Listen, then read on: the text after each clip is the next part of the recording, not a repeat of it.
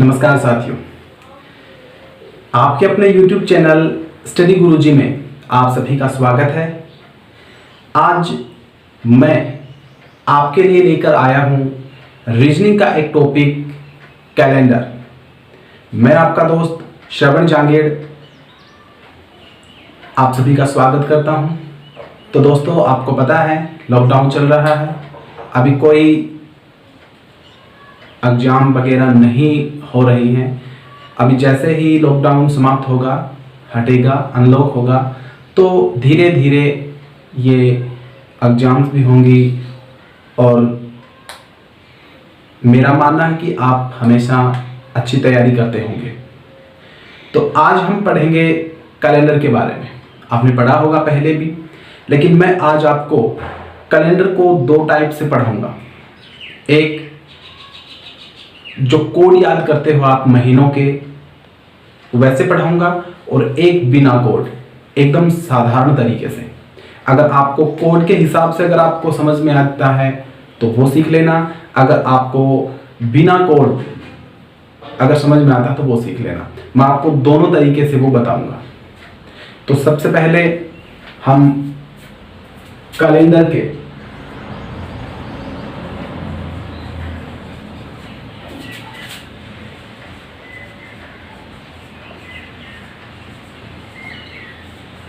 के बारे में हम थोड़ा सा जान लेते हैं।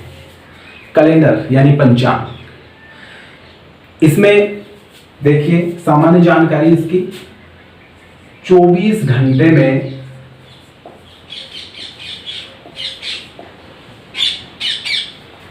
एक दिन होता है। एक दिन में कितने घंटे होते हैं? 24 घंटे होते हैं।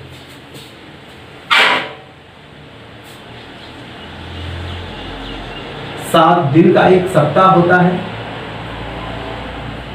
एक सप्ताह होता है 30 दिन।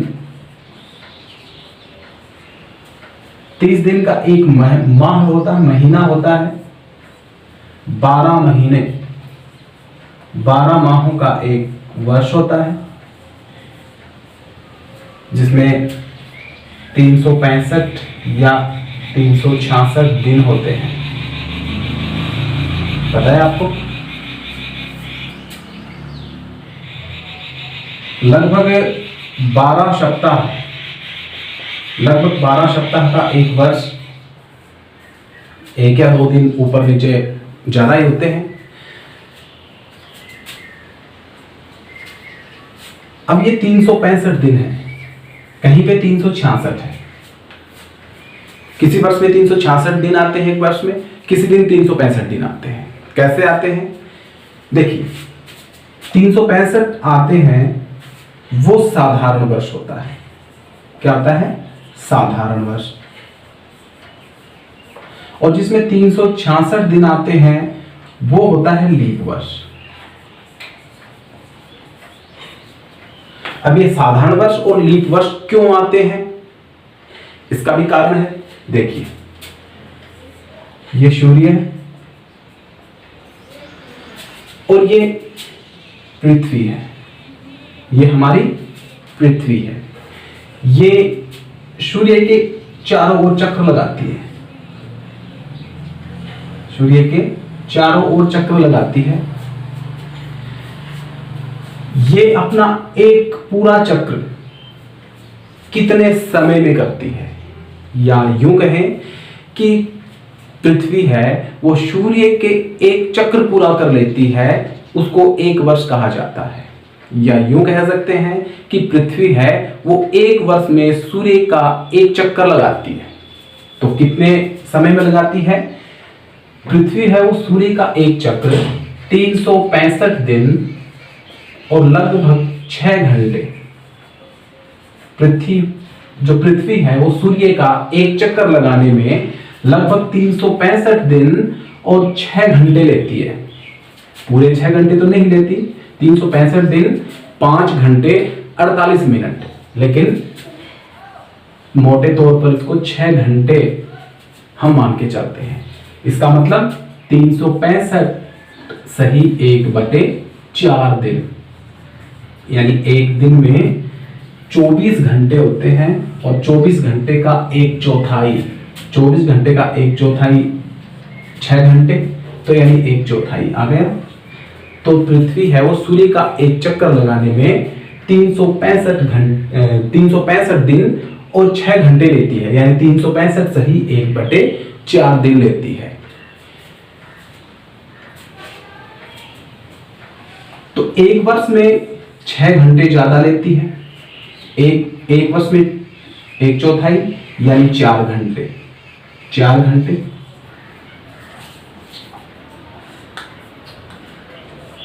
घंटे ज्यादा, और चौथे वर्ष में भी 6 घंटे ज्यादा। 4 वर्ष, चौथे वर्ष में 6 घंटे ज्यादा लेती है, तो 6, 12, 18, 24 घंटे ज्यादा लेती है। कितने वर्ष में? सॉरी, कितने वर्ष में? 4 वर्ष में। तो 4 वर्ष में 24 घंटों का क्या हो जाता है? 24 घंटों का एक दिन हो जाता है।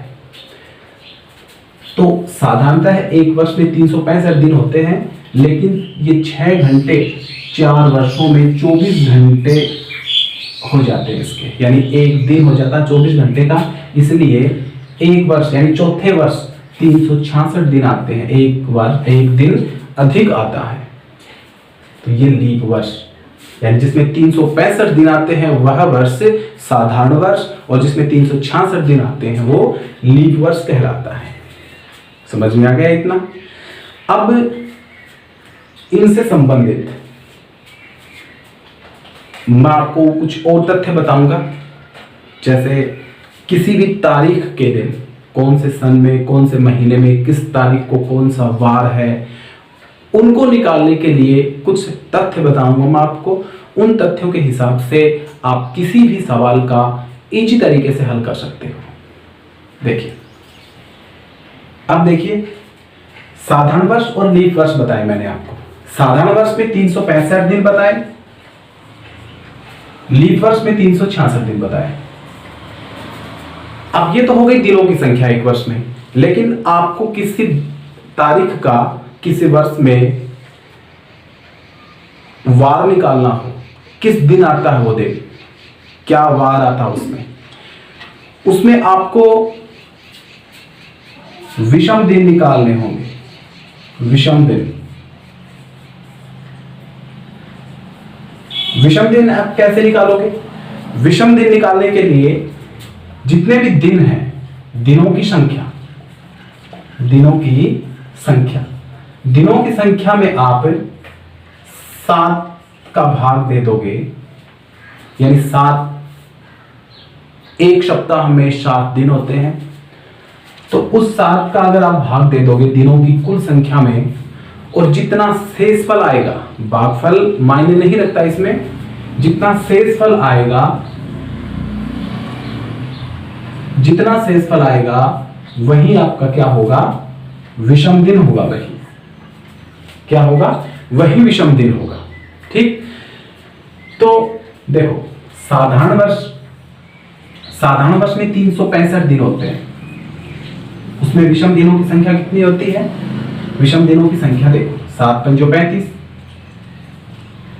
1 बच गया, 7 दूनी 14, 15 में से 14 गए 1, कितने आ गए? 1 विषम दिन आ गए। एक शेषफल बचा, 365 में 7 का भाग देंगे हम, तो अंत में शेषफल कितना बचेगा? 1 बचेगा। 1 क्या आ गया? विषम दिन आ गया। ऐसे ही लीप वर्ष में भी 366 दिन होते हैं, 7 से डिवाइड करेंगे, 7 से भाग देंगे, तो विषम दिनों की संख्या कितनी आएगी? 2। शेषफल कितने बचेंगे? 2 बचेंगे। तो साधारण वर्ष में 1 विषम दिन होता है, लीप वर्ष में 2 विषम दिन होते हैं। याद रखना, किसी भी साधारण वर्ष में 1 जनवरी, कोई भी साधारण वर्ष है उसमें 1 जनवरी जिस दिन की आती है उसी दिन का अंतिम दिन आता है। यानी 1 जनवरी, मान लो 1 जनवरी को किसी वर्ष में 1 जनवरी को सोमवार है, क्या है? सोमवार है। तो 31 दिसंबर भी क्या होगा, सोमवार ही होगा। किसमें, साधारण वर्ष में। और लीप वर्ष में अगर 1 जनवरी सोमवार है तो 31 दिसंबर क्या होगा, मंगलवार होगा। ठीक है, यानी साधारण वर्ष में पहला दिन और आखिरी दिन एक जैसे होंगे, और लीप वर्ष में पहला दिन जो होगा और अंतिम दिन होगा वो पहले दिन का एक ज्यादा होगा। यानी मंगलवार है तो बुधवार होगा, बृहस्पतिवार है तो शुक्रवार होगा, रविवार है तो सोमवार होगा। समझ में आ गया, ये भी याद रखना आप। अब हम एक वर्ष में 12 महीने होते हैं, पता है आपको, जनवरी, फरवरी, मार्च, अप्रैल, मई, जून, जुलाई, अगस्त, सितंबर, अक्टूबर, नवंबर, दिसंबर। अब इसके कोड पढ़ेंगे हम। कोड, पहले कोड के बारे में बताऊंगा मैं आपको। कोड,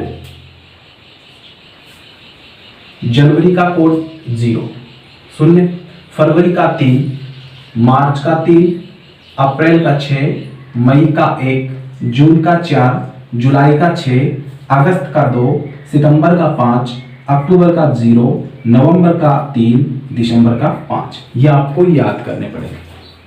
अगर आपको याद नहीं हो रहे हैं तो मैं आपको इसके बाद बिना कोड के भी कैलेंडर का ज्ञान करवाऊंगा। कैलेंडर का कोई भी कैसा भी टाइप का प्रश्न हो वो आप चुटकियों में हल कर सकते हैं। तो साधारण वर्ष और लीप वर्ष के बारे में, इसके विषम दिन के बारे में आपने पढ़ लिया, 12 महीनों के कोड के बारे में पढ़ लिया। याद रखना, इतना हमारा क्लियर हो गया। आशा करता हूं कि आपको समझ में आ रहा होगा। अब हम पढ़ेंगे जो शताब्दियां हैं और लीप वर्ष को कैसे ज्ञात करेंगे, साधारण वर्ष को कैसे ज्ञात करेंगे। देखिए, जैसे साधारण वर्ष कोई भी आपको दे दिया, सन दे दी 1990 दे दी, कह रहे 1990, आपको क्या पता चलेगा कि ये साधारण वर्ष है या लीप वर्ष है। तो साधारण वर्ष और लीप वर्ष के बारे में आपको जानने के लिए क्या करोगे आप, जिस ईयर को आपको दिया है उसमें हम कितने को 4 से भाग दे देंगे। कितने का भाग दे देंगे, 4 का भाग दे देंगे। 4 चौक 16, 4 9 36 और 4 7 28, 2 से इस पर बच गए, पूरा नहीं जा रहा। 1990 में 4 का पूरा भाग नहीं जा रहा है तो ये साधारण वर्ष होगा। यानी जिस वर्ष में 4 का पूरा भाग नहीं जाता है वह साधारण वर्ष होता है। अर्थात उसमें 365 दिन होते हैं। अर्थात फरवरी 28 की होती है, किसमें, साधारण वर्ष में। और जिस वर्ष में, जैसे आपको 2004 दे दिया, उसमें हम 4 का भाग देंगे तो पूरा चला जाएगा, 4 पर जो 20, पूरा चला जाएगा। तो जिस वर्ष में 4 का भाग पूरा चला जाए वो लीप वर्ष होता है। अर्थात 366 दिन होते हैं उसमें। फरवरी है वो फरवरी 29 की होती है लीप वर्ष में। लीप वर्ष में फरवरी कितने दिन की होती है, 29 दिन की होती है। ये तो हो गया वर्ष के बारे में। एक शताब्दी वर्ष आता है, जैसे 100, 200, 300, 400, 500, 600, 700, 800, 900, 1000, 1100, 1200, 1300 ऐसे। शताब्दी ईयर में आपको 400 का भाग देना पड़ेगा। जैसे 1600 है, 1600 में 400 का भाग दोगे। जैसे 2000 है, उसमें 400 का भाग दोगे। तो शताब्दी ईयर में आपको 400 का भाग देना पड़ेगा। 400 का भाग पूरा जा रहा है तो वो लीप शताब्दी वर्ष कहलाता है, नहीं जाएगा तो वो साधारण शताब्दी वर्ष कहलाएगा। समझ में आ गया। अब जनवरी में कितने दिन होते हैं, फरवरी में कितने दिन होते हैं। फरवरी की तो मैंने आपको बता दिया, साधारण वर्ष में 28, लीप वर्ष में 29। अब देखो, याद रखने की जरूरत नहीं है, आपके पास हाथ है। यहां देखो, जनवरी ऊंचाई के ऊपर आएगा, उसमें 31 आएंगे। और इस खड्डे में आएगा तो 30 आएंगे। देखो जनवरी 31, फरवरी का हमने कर लिया, मार्च 31, अप्रैल 30, मई 31, जून 30, जुलाई 31, अगस्त 31, सितंबर 30, अक्टूबर 31, नवंबर 30, दिसंबर 31। यानी ऊंचाई के ऊपर जो आएगा वो 31 होगा और इस खड्डे में आएगा उसमें 30 होगा। और फरवरी के बारे में हमने पढ़ लिया है, फरवरी 28 और 29। ठीक है, ये हो गया हमारा कितने दिन होते हैं वर्ष में, साधारण वर्ष में, लीप वर्ष में, कितने माह में, कौन कौन से माह में कितने दिन होते हैं, कैसे विषम दिनों की संख्या निकाली जाती है। ठीक, अब हम विषम दिन करेंगे 100 वर्ष में, 200 वर्ष में, 300 वर्ष में, 400 वर्ष में। इनमें कितने विषम दिन होते हैं और कैसे निकालते हैं। चलिए सबसे पहले पढ़ेंगे हम 100 वर्षों में, 100 ईयर्स विषम दिनों की संख्या कितनी होती है। फिर 200 में पढ़ेंगे, फिर 300 में पढ़ेंगे,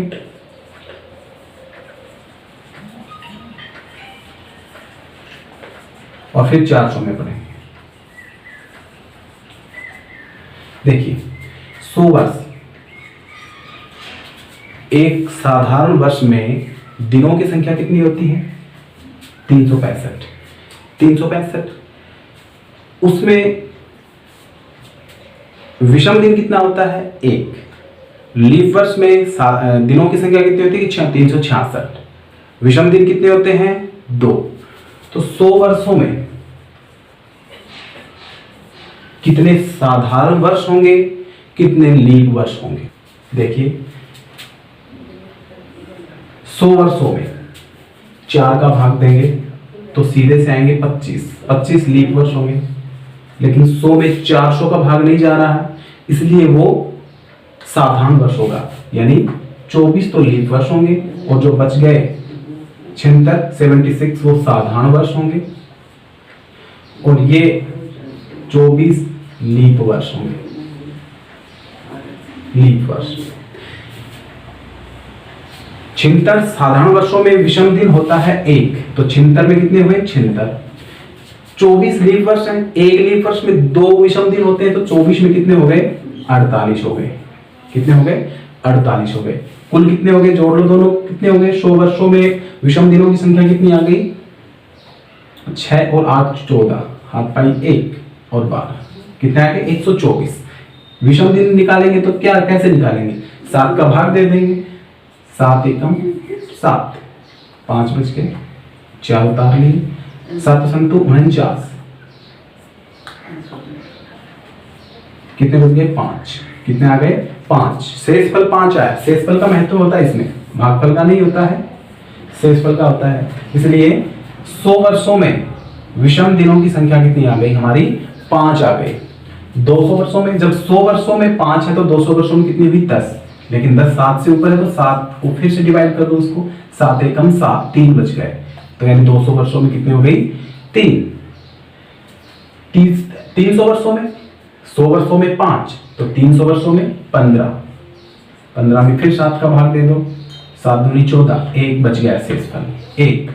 300 वर्षों में 1 विषम दिन होता है और 400 वर्षों में, 100 वर्षों में 5 होते हैं तो 400 वर्षों में कितने हुए 20 और 1 400, 400 में 400 का भाग जा रहा है, इसलिए एक विषम दिन, ये लीप वर्ष है, लीप वर्ष है तो एक दिन, लीप वर्ष साधारण वर्ष का हमने एक दिन जोड़ा था, लेकिन लीप वर्ष के 2 दिन होते हैं, इसलिए एक पहले जोड़ चुके थे, एक अब जोड़ लो, कितने 21।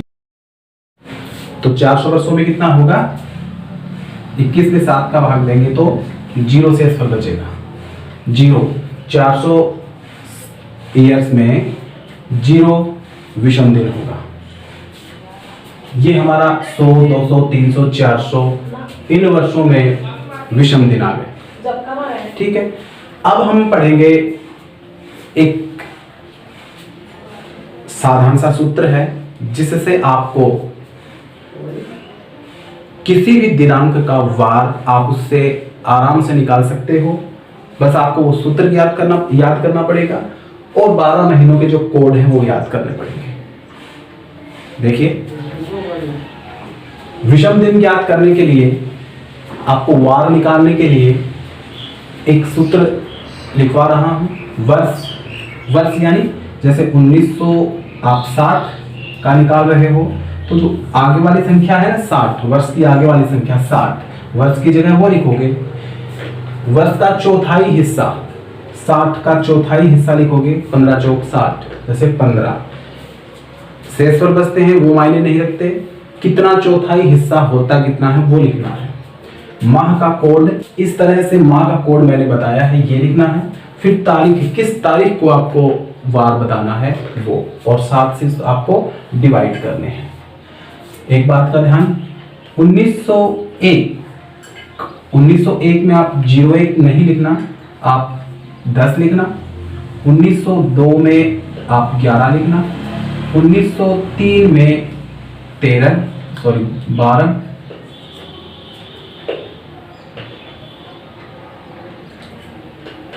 पूरा 1900 में 10, 1901 में 11, 1902 में 12, 1903 में 13, 1904 में 14। ये आपको याद रखने हैं। इसके अलावा 1905 में वही फिर 5, 1905 में आगे वाली संख्या लिखनी है 5, 1910 में भी 1910 में 10, 1960 में 60, 1980 में 80। ये सिर्फ ये ध्यान रखना, आपको ये ध्यान रखना है। 1900 में 10, 1901 में 11, 1902 में 12, 1903 में 13, 1904 में 14, 1999 में 99, 2000 में पूरे 100, 2001 में 101, ऐसे ही फिर 2002 में 102, 2003 में 103, इस प्रकार से। समझ में आ रहा है? अब मैं आपको वार निकाल के दिखाता हूं। देखिए, पहला प्रश्न हमारा 10 जून 1987 को कौन सा दिन था?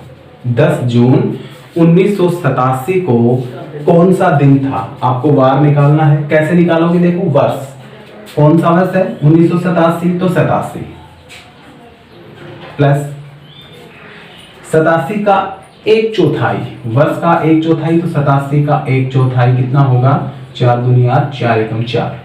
शेष पर बचते हैं उनको नहीं लिखना है, 21 प्लस माह का कोड जून, तो जून का 4 है, 4 लिख दिया, और तारीख 10 है तो 10 लिख दी, और डिवाइड कर दिया कितने से? 7 से। इनको जोड़ लो, काउंट कर लो सभी को। 87 और 21 कितने होते हैं? 108। 108 और 4 112, 112 और 10 122। 7 से डिवाइड कर दो, 7 एकम 7, 5 बच गए, 7 संतु 49, 3 बच गए। कितने शेष फल आए हमारे? 3 क्या आ गया? हमारा विषम दिन आ गया। अब 3 विषम दिन आ गया, उससे हम वार निकाल सकते हैं। कैसे निकालेंगे? देखिए, 1 को सोमवार मानेंगे, 1 को सोमवार, 2 को मंगलवार, 3 को वेडनेसडे बुधवार, 4 को थर्सडे गुरुवार, 5 को फ्राइडे शुक्रवार, 6 को सैटरडे शनिवार, और 0 को संडे रविवार। तो देखो, 3 आया हमारा, 3 यानी बुधवार। ऐसे भी गिन सकते हो, सोमवार, मंगलवार, बुधवार, 3 आए हमारे, तो हमारा क्या वार होगा? बुधवार होगा। बुधवार होगा। किस तारीख को? 10 जून 1987 को बुधवार होगा। समझ में आ गया? ये हमारा कोड और एक सूत्र से था। एक दूसरा तरीका बताता हूं आपको, जो ना तो आपको कोड याद करने पड़ेंगे और ना आपको ये विषम दिन का एक सूत्र है छोटा सा, ये ज्ञात करना पड़ेगा। अगर आपको याद होता है तो बहुत अच्छी बात है, आप इस तरीके से कर सकते हो। अगर आपको सूत्र याद नहीं रहता, आपको 12 महीनों के कोड याद नहीं रहते, तो मैं इसके अलावा एक और विधि बताऊंगा मैं आपको। आशा करता हूं कि आपको वो भी समझ में आएगी। देखिए, एक दूसरी विधि देखिए, 10 जून 1987 का दिन पहले बता दिया था, पहली विधि में हमने निकाल लिया था एक सूत्र के द्वारा, 12 महीनों के जो कोड हैं उनके द्वारा बुधवार निकाला था हमने। इसमें देखिए 10 जून 1987 का दिन, वही प्रश्न है। देखिए, जो वर्ष दिया गया है वो तो अधूरा है, पूरा कहां तक है? 1986 तक। तो एक वर्ष कम लिखेंगे इसमें। क्या लिखेंगे? एक वर्ष कम लिखेंगे, एक वर्ष कम। एक वर्ष कम लिखने के बाद हम क्या लिखेंगे यहां पर? 1986। अब 1986 को हम डिवाइड करेंगे किसमें? 1900 में और 86 में। कर लिया। अब 1900 को भी दो भागों में विभाजित कर दो, 1600। 1600 क्यों? क्योंकि हमने विषम दिन निकाले थे 100 के, 200 के, 300 के, 400 के। तो फिर 400, 800, 1200, 1600, 2000, 2400, 2800 ऐसे। ठीक है, तो 1600 400 में आ रहा है। कितने बच गए? 300 इसमें बच गए। इसमें इसको भी साधारण वर्ष और लीप वर्ष। लीप 86 वर्षों में लीप वर्ष कितने होंगे? 21 चौक 84, 21 तो होंगे लीप वर्ष, और 86 में से 21 गए, कितने बच गए? 65। 65 होंगे साधारण वर्ष। 1600 वर्षों में विषम दिन कितने होते हैं? 400 में 0 था, 800 में 0, 1200 में 0, 1600 में 0, 2000 में 0। तो इसमें 1600 में कितना होगा? 0। 300 में कितना बताया था मैंने? 1। 65, एक साधारण वर्ष में एक विषम दिन बताया था, तो 65 में 65। 21 लीप वर्ष है। लीप वर्ष, एक लीप वर्ष में 2 विषम दिन बताए थे मैंने। 366 में 7 का भाग दिया था, 2 विषम दिन आए थे। तो 21 वर्ष लीप वर्ष है, एक में 2 विषम दिन है, तो 21 में 21 दूनी 42, 42 आ गए विषम दिन। 0, 1, 65, 42। काउंट कर लो कितने हो गए? 65 और 42 107, 107 और 1 108, 86 हो गई। 87 में देखो, जनवरी 31, जनवरी से लेके जून तक, 10 जून तक करना हमें। जनवरी 31, 7 चौक 28, 29, 30, 31, यानी 3 दिन बच गए। फरवरी या तो 28 की या 29 की। 87 में साधारण वर्ष 4 का भाग नहीं जा रहा है, फरवरी 28 की आएगी। 7 चौक 28, कोई भी 7 चौक 28, एक भी विषम दिन नहीं है। मार्च 31 की आती है, 7 चौक 28, 29, 30, 31, 31 यानी 3 दिन विषम दिन मार्च में। अप्रैल 30 दिन, 7 चौक 28, 2 दिन अप्रैल के विषम दिन।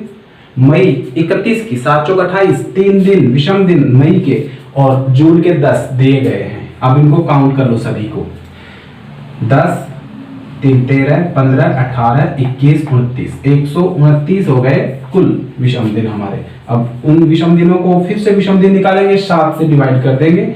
7 एकम 7 और 7 × 56, 59 में से 56 गए, 3 बच गए। उसमें भी हमारे 3 बचे थे, सोमवार, मंगलवार, बुधवार। फिर क्या आ गया? बुधवार आ गया हमारा, बुधवार। तो मैंने आपको 2 विधियां बता दी, एक सूत्र से और कोड से, और एक ना तो हमें सूत्र याद करना पड़ा, ना हमें कोड याद करना पड़ा, और आपका जो सवाल है उसका हल आसानी से हो गया। अगर आप सूत्र और कोड याद कर सकते वाली विधि से कर सकते हो, और अगर आपको सूत्र और कोड याद नहीं हो रहे हैं तो आप इस विधि से भी हल कर सकते हो, जो आपको किसी भी प्रकार की याद नहीं रखने पर सब कुछ अपने दिमाग से निकालना पड़ेगा। याद कुछ नहीं करना पड़ेगा, रटना कुछ भी नहीं पड़ेगा। अगर आपको हमारा वीडियो पसंद आ रहा है तो आप जरूर लाइक करें, सब्सक्राइब करें, बेल आइकन को भी जरूर दबाएं, जिससे हमारे आने वाले वीडियो आपके पास सबसे पहले पहुंच सके, आप उसकी नोटिफिकेशन पहुंच सके, तो आप सबसे पहले उनको देख सकें। अब इनसे संबंधित और भी कुछ महत्वपूर्ण प्रश्न हैं। दोनों वीडियो से मैं हर प्रश्न को, जितने भी टाइप के प्रश्न हैं उस प्रश्नों को मैं आपको विस्तार से समझाऊंगा, दोनों वीडियो से बताऊंगा, आपको याद करवा के रहूंगा। और अगले वीडियो में हम मिलते हैं, तब तक के लिए जय हिंद, जय मां भारती।